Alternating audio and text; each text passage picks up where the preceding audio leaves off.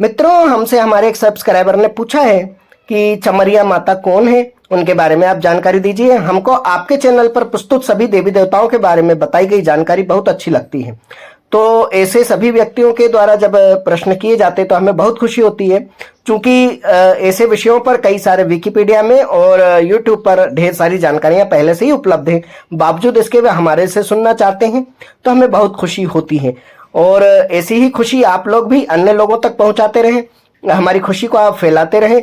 उसके लिए आपको हमारे चैनल को सब्सक्राइब कर लेना है, लाइक कमेंट शेयर करना है और बेल आइकॉन को ऑल पर सेट कर देना है। हम शाम के समय और रात के समय लाइव भी आते हैं।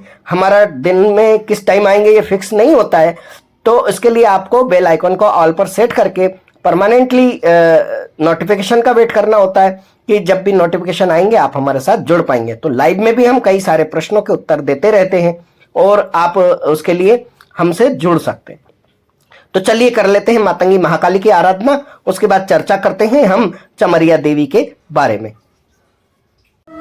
नमोस्तुते महामाये मातंगी मूढ़ेश्वरी सर्व कष्ट हरे देवी भक्ति मुक्ति प्रदायिनी धर्मारण्ये स्थिता देवी हृदयारण्ये संस्थिता रक्ष रक्ष महादेवी मोक्षलोद्धारिणी धर्मारण्ये तीर्थ स्थाने संस्थिता भवतारिणी दुष्ट कर्णाटकी धाता श्यामला रूप धारिणी मूढ़जनहा वंदिता मातंगी मोड़ पदे कृपा करो सिद्धि बुद्धि प्रदे देवी अष्टादश धारिणी।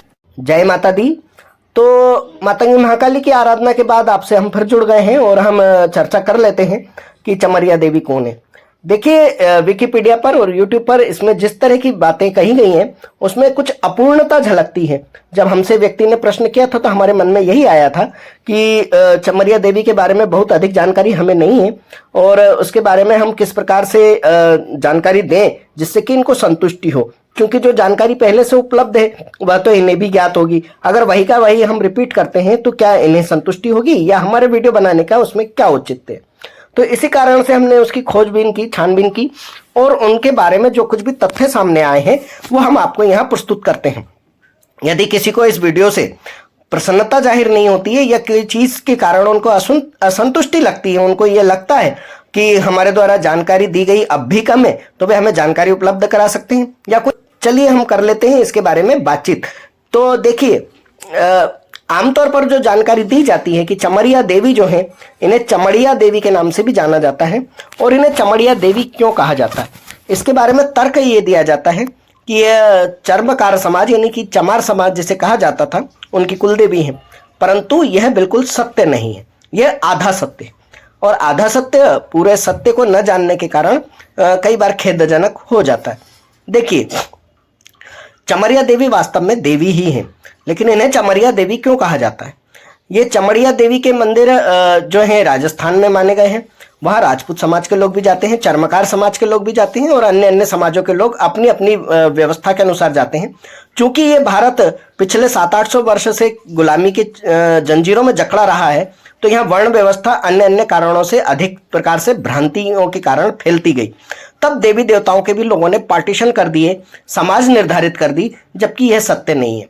देवी देवता तो वही हैं जो उनकी शक्तियां हैं, जो समाज के संत हुए हैं, जो भक्ति कृपा आदि को प्राप्त करके देवी देवता की श्रेणी तक पहुंचे हैं, जन कल्याण करके देवी देवताओं की श्रेणी में पहुंचे हैं, वे भी हमारे पूजक हैं, आराधक हैं। और जो अवतार स्वरूप हुए वे भी हमारे पूजक हैं, हमारे पूज्य हैं, हमारे देवता हैं।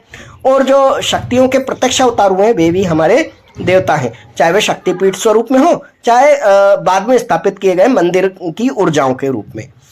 तो इसी प्रकार से महाकाली की शक्तियां जो शीतला मशानी के नाम से विख्यात हैं और शीतला देवी के नाम से विख्यात हैं, ये सभी शीतला स्वरूप में बहनें अलग अलग क्षेत्रों में अलग अलग नामों से विख्यात हैं। ये 7 बहनें हैं और ये सातों जो बहनें हैं ये आपके चर्म रोगों का निदान करती हैं, जैसे कि छोटी माता, बड़ी माता, खुजली होना, मकड़ी होना, फफोले हो जाना, अन्य प्रकार के खाज, खुजली, कई तरह की जो बीमारियां हैं जो शरीर के ऊपर चर्म रोगों के रूप में प्रकट होती हैं, ये सभी देवियां जो हैं चर्म रोगों का निवारण करती हैं।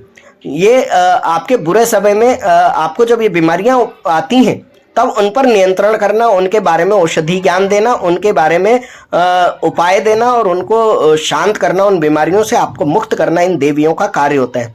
तो अलग अलग बीमारी के लिए अलग अलग देवी कही गई है और ये सातों बहनें जो हैं चर्म रोग के निवारण के रूप में मानी जाती हैं। तो देखिए, जब किसी भगवती का स्वरूप आप नहीं जानते हैं कि दिखने में वो कैसी होंगी, किस प्रकार की होंगी, और हमें आकार स्वरूप में उनको देखने की बड़ी इच्छा होती है, तब हम क्या करते हैं कि किसी भी देवी के स्थान पर माँ भगवती, अष्टभुजा दुर्गा देवी की स्थापना करते हैं। चाहे वो उन्हें आप शीतला माता कह दें, चाहे आप उन्हें दुर्गा माता कह दें, चाहे उन्हें आप वैष्णो देवी कह दें, किसी भी नाम से उन अष्टभुजा देवी को आप प्रत्यक्ष रूप में, दर्शन रूप में देख सकते हैं, क्योंकि उन्हीं से समस्त संसार प्रकट हुआ है। त्रिगुणात्मक शक्ति की अधिष्ठात्रा देवी जो हैं वही अष्टभुजी दुर्गा हैं, उन्हें ही महालक्ष्मी और महासरस्वती भी कहा गया है। तो यह कारण से इस स्वरूप की स्थापना हर जगह की जाती है और इन्हीं में इन सातों बहनों को भी देखा जाता है। तो इस प्रकार से इस सात बहनों के पूर्ण बृहद स्वरूप को आप ये कह सकते हैं कि वो चर्म रोग मिटाने वाली चरमरिया देवी हैं, न कि चमरिया देवी। और उसे चमड़िया देवी भी कहते हैं क्योंकि चमड़ी के रोगों का वो उपचार करती हैं और उससे आपको मुक्त करती हैं। अब ये तो एक बात रही, लेकिन इनका स्वरूप दूसरा वर्णन में आता है कई कई जगहों पर कि जो चमरिया देवी हैं वे भैंसे के ऊपर सवार हैं और उनके कई सारी भुजाएं हैं। और आपको सुनकर के बड़ा आश्चर्य होगा कि जो विहात माता के बारे में हमने वीडियो बना रखा है, हमारी प्लेलिस्ट में है, वे विहात माता का स्वरूप बिल्कुल यही है। वे भैंसे पे सवार हैं और उनके कई सारे हाथ हैं। और जो चमरिया देवी को पार्वती देवी का अंश कहा गया है, तो विहात माता भी देवी पार्वती का ही अंश है। और जब वे भ्रमण पे निकले थे तब उनको रास्ते में एक असुर मिला था जो छटपटा रहा था, दलदल में था। आप ये पूरी कहानी जो है विस्तार पूर्वक हमारे उस वीडियो पर विहात माता की कहानी पर जाकर के देख सकते हैं। तो वो बहुत ज़्यादा वायरल वीडियो है, आप जरूर देखिएगा ताकि आप यहाँ पर उस चीज़ को कनेक्ट कर पाएँ कि चमरिया देवी कौन है। तो चमरिया देवी वो देवी हैं जो शुद्ध अशुद्ध सभी स्थानों पर जा सकती है, यानी कि आपके चर्म के अलावा जहां भी जिस भी प्राणी जिसके ऊपर चर्म है, बिना चर्म के जैसे कोई प्राणी नहीं होता है, जैसे पशु हुए, मानव हुए, जीव जंतु हैं, सभी चर्म से बने होते हैं। और इन सभी चर्म पर और इनके समस्त चर्म रोगों पर इन देवियों का पूर्ण एकाधिकार होता है और ये उससे आपकी रक्षा करती हैं। तो भगवती महाकाली महादुर्गा का यह स्वरूप है जो पार्वती के अंश से प्रकट हुआ और आपके सभी रोगों का निदान करने में पूर्ण रूप से सक्षम हुआ। अब इनको चर्मकार समाज से क्यों जोड़ के देखा जाता है, जो कि हमने आपके कहा था कि ये आधा सत्य है कि वे सिर्फ चमार समाज की, ये चर्मकार समाज की कुलदेवी है।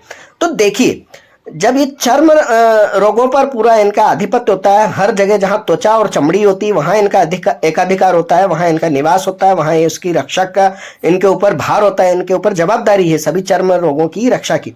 तो चर्मकार समाज जो कि अन्य पशुओं के चर्म का उपयोग करके आपके साधन की कई चीजें बनाते हैं जो चमड़े से बनी होती हैं, बेल्ट, पर्स, ढोलक के जो ढोलक पे चमड़ा चढ़ा होता है, नगाड़ों पे चमड़ा चढ़ा होता है, आपके जूते चप्पल आदि चमड़े के वस्त्र, ये सभी चर्मकार समाज इन चीज़ों को बनाने में और पशुओं के चमड़े को निकाल कर लाने में सक्षम होते थे और वे इस चीज़ को करते थे। इसीलिए किसी मृत पशु का या जीवित पशु को मार करके उसका चमड़ा निकालने का जो दोष एक लगता है, उस चमड़े का कारण एक साइंटिफिक चीज में कहे कि कई प्रकार की एलर्जी भी उन्हें हो सकती है, तो उससे रक्षा के लिए ये लोगों ने इन देवियों को पूजना प्रारंभ किया, उनसे अपने शरीर की रक्षा का वरदान भी मांगा, साथ ही साथ जन कल्याण किया, यानी कि आप लोगों को ये तमाम चीजें बना करके आपकी रहन सहन की सुविधा के लिए आपको वितरित की आपको और अपना जीवन यापन किया। तो इसीलिए सदैव उन चर्म रोगों को दूर करने वाली देवियों के आश्रित मानते हैं, उनके ऊपर निर्भर मानते हैं और उनका आभार व्यक्त करते हैं। इसीलिए इन लोगों के यहाँ यह देवी पूजित हुई और धीरे धीरे धीरे इन्हें पूरे समाज की कुल देवी का दर्जा प्राप्त हो गया। क्योंकि इनके साथ ही साथ जो प्रचलन में देवियां होती हैं उनके अन्य अलग स्वरूप भी होते हैं, उनकी भी पूजा ये लोग करते हैं।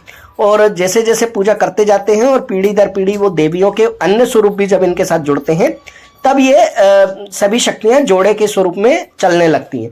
तो सिर्फ ये कहना कि सिर्फ इन्हीं समाज की कुल देवी है, ये उचित शब्द नहीं है, क्योंकि इससे ऐसा प्रतीत होता है कि सिर्फ इन्हीं को पूजने का अधिकार है, बाकी लोगों को नहीं पूजना चाहिए। ऐसा नहीं है। भगवती का जो भी विस्तार है वो सभी स्वरूपों में है, सभी माध्यम में है, हर जाति हर वर्ण के लिए है। और यह व्यवस्थाएं तो आप लोगों ने बनाई हैं, आप लोगों ने निर्धारित की कि कौन क्या काम करता है तो उसका क्या वर्ण कह दिया जाए, उसे क्या जाति से कहा जाए। और उसके बाद तो आजादी के बाद जो एक स्वतंत्रता बुद्धि को मिलनी चाहिए थी, वो बुद्धि और परतंत्रता में चली गई नेताओं के कारण।